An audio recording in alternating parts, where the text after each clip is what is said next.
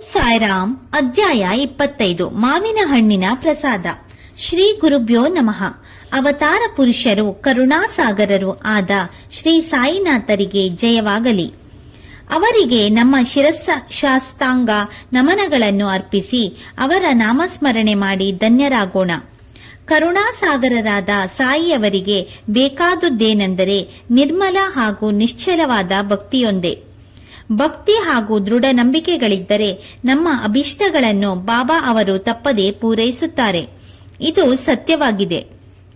ಭಕ್ತರು ತಮ್ಮ ತನು ಮನ ಧನಗಳನ್ನು ಅರ್ಪಿಸಿ ಬಾಬಾರವರಲ್ಲಿ ಅಚಲ ಭಕ್ತಿ ಇಟ್ಟರೆ ಅವರೆಲ್ಲರ ಕಷ್ಟಗಳು ದೂರವಾದಂತೆಯೇ.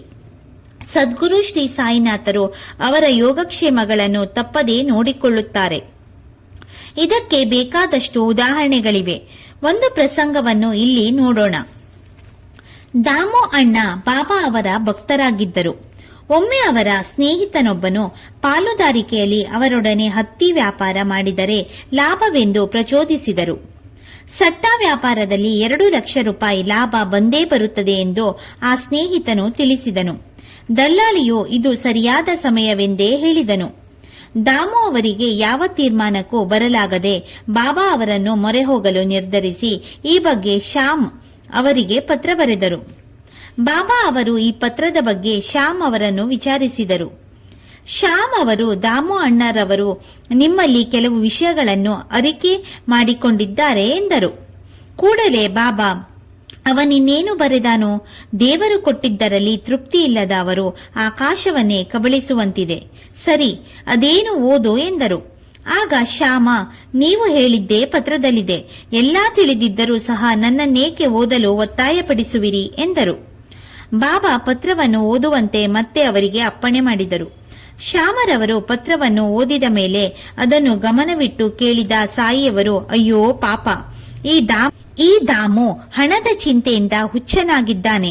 ದೇವರು ಕೊಟ್ಟಿದ್ದರಲ್ಲಿ ತೃಪ್ತಿಯಿಂದ ಇರುವಂತೆ ಅವನಿಗೆ ಹೇಳು. ಲಕ್ಷ ರೂಪಾಯಿಗಳಿಗೆ ಅವನು ಚಿಂತಿಸುವುದು ಬೇಡ. ಅವನಿಗೆ ಯಾವುದಕ್ಕೂ ಕೊರತೆ ಇರುವುದಿಲ್ಲ. ನಾನು ಹೀಗೆ ಹೇಳಿದೆನೆಂದು ಬರೆ ಎಂದರು. ಇದೇ ರೀತಿ ಬರೆದ ಉತ್ತರವನ್ನು ಓದಿದ ದಾಮೂರವರು ಈ ಬಗ್ಗೆ ಬಾಬಾರವರನ್ನು ಕೇಳಿದ್ದೇ ತಪ್ಪಾಯಿತೆಂದು ಭಾವಿಸಿದರು. ಪತ್ರಕ್ಕಿಂತ ಮುಖತಃ ಭೇಟಿ ಮಾಡುವುದೇ ಒಳ್ಳೆಯದೆಂದುಕೊಂಡೆ ಕೂಡಲೇ ಶಿರಡಿಗೆ ಧಾವಿಸಿ ಮಸೀದಿಯಲ್ಲಿ ಬಾಬಾರವರನ್ನ ಸಂದರ್ಶಿಸಿ ಅವರ ಪಾದಗಳನ್ನು ಒತ್ತುತ್ತಾ ಮೂಕರಾಗಿ ಕುಳಿತರು. ಆಗ ಅವರ ಮನಸ್ಸಿನಲ್ಲಿ ತಮಗೇನಾದರೂ ಈ ವ್ಯವಹಾರದಲ್ಲಿ ಲಾಭವಾದರೆ ಅದರ ಅಂಶವನ್ನು ಬಾಬಾರವರಿಗೆ ಅರ್ಪಿಸಬೇಕು ಎಂಬ ಭಾವನೆ ಬಂದಿತು. ಇದು ಬಾಬಾರವರಿಗೆ ತಿಳಿದು ಹೋಯಿತು. ಅವರು ನಸುನಗುತ್ತಾ, ಬಾಪು, ನಾನು ಪ್ರಾಪಂಚಿಕ ಲಾಭ ಹಂಚಿಕೆಗೆ ಪಾಲುದಾರನಾಗುವುದಿಲ್ಲ ಎಂದು ಬಿಟ್ಟರು. ಬಾಬಾ ಅವರ ಅಸಮ್ಮತಿಯನ್ನು ನೋಡಿ ದಾಮೋದರ ಅವರು ಈ ವ್ಯವಹಾರವನ್ನೇ ಕೈಬಿಟ್ಟು ಅಕ್ಕಿ, ಗೋಧಿ ಮೊದಲಾದ ಪದಾರ್ಥಗಳನ್ನು ವ್ಯಾಪಾರ ಮಾಡಲು ಬಯಸಿದರು. ಆಗ ಬಾಬಾ, ನಿನಗೆ ಇದರಿಂದ ನಷ್ಟವಾಗುತ್ತದೆ ಎಂದರು. ಬಾಬಾ ಅವರ ಮಾತು ಸುಳ್ಳಾಗಲಿಲ್ಲ. ವರ್ತಕರು ಶೇಖರಿಸಿದ್ದ ಧಾನ್ಯಕ್ಕೆ ಬೆಲೆ ಇಳಿದು ನಷ್ಟವಾಯಿತು. ನಂತರ ಅವರು ಇದ್ದುದರಲ್ಲೇ ಜೀವಿಸತೊಡಗಿದರು. ಗೋವಾದ ಅಧಿಕಾರಿಯೊಬ್ಬರು ಬಾಬಾ ಅವರಿಗೆ 300 ಮಾವಿನ ಹಣ್ಣುಗಳನ್ನು ಕಳುಹಿಸಿದ್ದರು. ಬಾಬಾ ಎಲ್ಲವನ್ನೂ ಭಕ್ತರಿಗೆ ಹಂಚಿ 4 ಮಾತ್ರ ತೆಗೆದು ಗಡಿಯಲ್ಲಿಟ್ಟಿದ್ದರು. ಆ ದಿನ ದಾಮು ಅಣ್ಣ ಮಸೀದಿಗೆ ಬಂದಿದ್ದರು. ಬಾಬಾ ಇದ್ದಕ್ಕಿದ್ದಂತೆ, ಹಣ್ಣು ದಾಮುದು, ಅವನು ಇದನ್ನು ತಿಂದು ಸಾಯಲಿ ಎಂದರು. ದಾಮು ಅವರಿಗೆ ಪುತ್ರ ಸಂತಾನವಿರಲಿಲ್ಲ. ಸಾಯಲಿ ಎಂಬ ಮಾತು ಕೇಳಿ ಅವರಿಗೆ ಭಯವಾಯಿತು. ಅಲ್ಲಿಯೇ ಇದ್ದ ಭಗತ್ ಮಾಳ್ಸಾಪಾತಿಯವರು, ಸಾವು ಎಂದರೇನು ಗೊತ್ತೇ? ನಾನು ನನ್ನದು ಎಂಬ ಭಾವನೆ ಎಂದರ್ಥ ಎಂದು ಹೇಳಿದರು.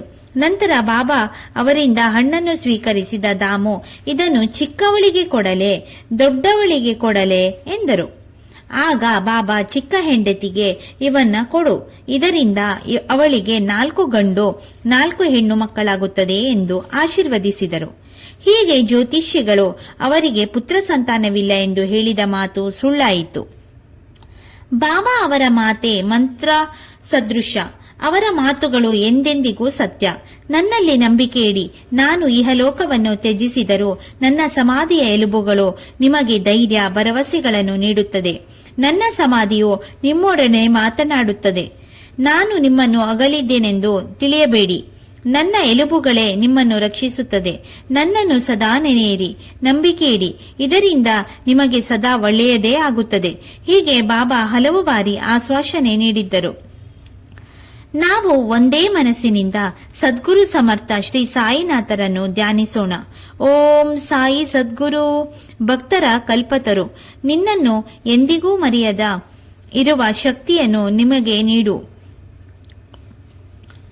ನಿನ್ನನ್ನು ಎಂದಿಗೂ ಮರೆಯದ ಇರುವ ಶಕ್ತಿಯನ್ನು ನಮಗೆ ನೀಡು. ಈ ಸಂಸಾರವೆಂಬ ಅಲೆಗಳ ನಡುವೆ ಸಿಲುಕಿ ಬಳಲುವ ನಮಗೆ ಬಿಡುಗಡೆಯ ಹಾದಿ ತೋರಿಸು. ನಮ್ಮ ಇಂದ್ರಿಯ ಚಾಪಲ್ಯಗಳನ್ನು ದೂರ ಮಾಡು ಎನ್ನೋಣ. ಗುರುದೇವ, ನಮಗೆ ಆತ್ಮಜ್ಞಾನವು ಬೇಗ ದೊರೆಯುವಂತೆ ಅನುಗ್ರಹಿಸು. ನಮ್ಮ ಪುತ್ರ, ಮಿತ್ರ, ಪತ್ನಿ ಯಾರು ನಮ್ಮ ಕೊನೆಗಾಲದಲ್ಲಿ ನಮ್ಮ ನೆರವಿಗೆ ಬರುವುದಿಲ್ಲ. ಆನಂದ ಶಾಂತಿಗಳು ನಿನ್ನ ಕೃಪೆಯಿಂದ ಮಾತ್ರ ಸಿಗುತ್ತದೆ. ಹಾಳು ಹರಟೆಯಲ್ಲಿ ತೊಡಗದೆ ಸದಾ ನಿನ್ನ ನಾಮಸ್ಮರಣೆಯನ್ನು ಮಾಡುವಂತೆ ನನಗೆ ಅನುಗ್ರಹಿಸು. ಅಶಾಂತಿಯನ್ನು ತೊಲಗಿಸಿ ನಮಗೆ ಪ್ರಸನ್ನ ಹಾಗೂ ನಿಶ್ಚಲ ಮನಸ್ಸನ್ನು ಕರುಣಿಸು. ನಿನ್ನ ಕೃಪೆ ಹಾಗೂ ನಮ್ಮ ಪೂರ್ವಜನ್ಮದ ಪುಣ್ಯ ವಿಶೇಷದಿಂದ ನಮ್ಮನ್ನು ಈ ಅಜ್ಞಾನದ ಸಂಕೋಲೆಯಿಂದ ಬಿಡುಗಡೆ ಮಾಡಿಸು. ನಿನ್ನನ್ನು ನಂಬಿದ ನಾವೇ ಧನ್ಯರು. ಹೀಗೆ ಬಾಬಾ ಅವರನ್ನು ಸದಾ ಸಮಯ ಸಿಕ್ಕಾಗೆಲ್ಲ ಪ್ರಾರ್ಥಿಸುತ್ತಿರಬೇಕು. ಒಮ್ಮೆ ಹೇಮಾಡಪಂತರು ಬಾಬಾ ಅವರ ಬಳಿ 2 ಪ್ರಶ್ನೆಗಳನ್ನು ಕೇಳಿ ಉತ್ತರ ಪಡೆದರು. ಬಾಬಾ, ನಿಮ್ಮ ಬಳಿ ಅನೇಕರು ಗುಂಪು ಗುಂಪಾಗಿ ಬರುತ್ತಾರೆ. ಎಲ್ಲರಿಗೂ ಫಲ ಸಿಗುತ್ತದೆಯೇ?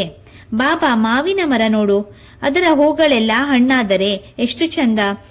ಆದರೆ ಹೀಗಾದೀತೆ, ಎಷ್ಟೋ ಪುಷ್ಪಗಳು ಚಳಿ, ಗಾಳಿ, ಬಿಸಿಲಿಗೆ ಸಿಕ್ಕಿ ಉದುರಿ ಬಿಡುತ್ತದೆ, ಕೆಲವು ಮಾತ್ರ ಹಣ್ಣಾಗುತ್ತದೆ ಎಂದು ಉತ್ತರಿಸಿದರು. ಇನ್ನೊಂದು ಪ್ರಶ್ನೆ, ಬಾಬಾ, ನೀವು ಸಮಾಧಿಸ್ಥರಾದ ಮೇಲೆ ನಾನು ಆಶ್ರಯವಿಲ್ಲದೆ ಹೋಗುತ್ತೇನೆ, ನಾನು ಬದುಕಲು ಹೀಗೆ ಸಾಧ್ಯ? ಇದಕ್ಕೆ ಬಾಬಾ ಉತ್ತರ, ನೀನು ಎಲ್ಲೇ ಇರು, ಹೇಗೇ ಇರು, ನನ್ನನ್ನು ಸ್ಮರಿಸಿದಾಗೆಲ್ಲ ನಿನ್ನ ಬಳಿ ಇರುತ್ತೇನೆ. ಈ ರೀತಿ ಬಾಬಾ ತಮ್ಮ ಮಹಾಸಮಾಧಿಯು 1918ರ ನಂತರವೂ ಎಲ್ಲಾ ಭಕ್ತರೊಡನೆ ಮಾರ್ಗದರ್ಶಕರಾಗಿದ್ದಾರೆ. ಹೇಮಾಡಪಂತರ ತಂಗಿಯ ಮರಣವಾದಾಗ ಅವರು ತುಂಬಾ ಖಿನ್ನರಾದರು. ಅದೇ ಸಮಯಕ್ಕೆ ಅವರ ಸೋದರರು ಆಸ್ತಿ ಪಾಲು ಮಾಡಿಕೊಂಡರು. ಮನೆಯಲ್ಲಿ ಕಳ್ಳತನವಾಯಿತು. ಮನಸ್ಸಿನಲ್ಲಿ ತುಂಬಾ ಗೊಂದಲ ಉಂಟಾಗಿ ಅವರಿಗೆ ದಿಕ್ಕೇ ತೋಚದಾಯಿತು. ಇದರಿಂದ ಅವರು ಅನ್ನಾಹಾರಗಳನ್ನೇ ತೊರೆದು ಕೊರಗುತ್ತಾ ಕುಳಿತರು.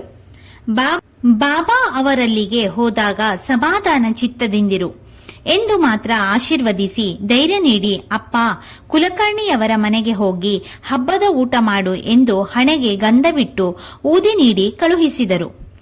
30 ವರ್ಷಗಳಿಗಿಂತಲೂ ಹೆಚ್ಚು ಕಾಲ ಹೇಮಾಡಪಂತರ ಆಪ್ತ ಸ್ನೇಹಿತನಾಗಿದ್ದಾತ ಅವರ ಪತ್ನಿಯ ಮೂಗುತಿ ಹಾಗೂ ಆಭರಣಗಳ ಪೆಟ್ಟಿಗೆಯನ್ನು ಕಳುವು ಮಾಡಿದ. ಮಂಗಳಕರವಾದ ಮೂಗುತಿ ಕಳುವಾದುದನ್ನು ನೋಡಿ ಹೇಮಾಡಪಂತರು ಬಾಬಾ ಅವರ ಭಾವಚಿತ್ರದ ಮುಂದೆ ನಿಂತು ಕಣ್ಣೀರಿಟ್ಟರು. ಮಾರನೆಯ ದಿನವೇ ಆ ಸ್ನೇಹಿತನು ಅವರ ಮನೆಗೆ ಬಂದು, ಅಣ್ಣ, ತಿಳಿಯದೆ ದುರಾಸೆಯಿಂದ ಮಾಡಿದ ತಪ್ಪನ್ನು ಮನ್ನಿಸು, ಇಗೋ ನಿನ್ನ ಒಡವೆಯನ್ನು ಎಂದು ಕಳುವಾದ ಎಲ್ಲಾ ಒಡವೆಗಳನ್ನು ಅವರಿಗೆ ತಲುಪಿಸಿದ. ಹೀಗೆ ಬಾಬಾ ಅವರ ನೆನೆದವರ ಮನದಲ್ಲಿ ನಿಂತು ಬೇಡಿದ ಬಯಕೆಗಳನ್ನು ಈಡೇರಿಸುವ ಕಲ್ಪತರು ಆಗಿದ್ದಾರೆ ಎಂಬಲ್ಲಿಗೆ ಶ್ರೀ ಸಾಯಿ ಸಚ್ಚರಿತೆಯ 25ನೇ ಅಧ್ಯಾಯವು ಸಂಪೂರ್ಣವಾಯಿತು. ಓಂ ಶ್ರೀ ಸಾಯಿನಾಥಾಯ ನಮಃ.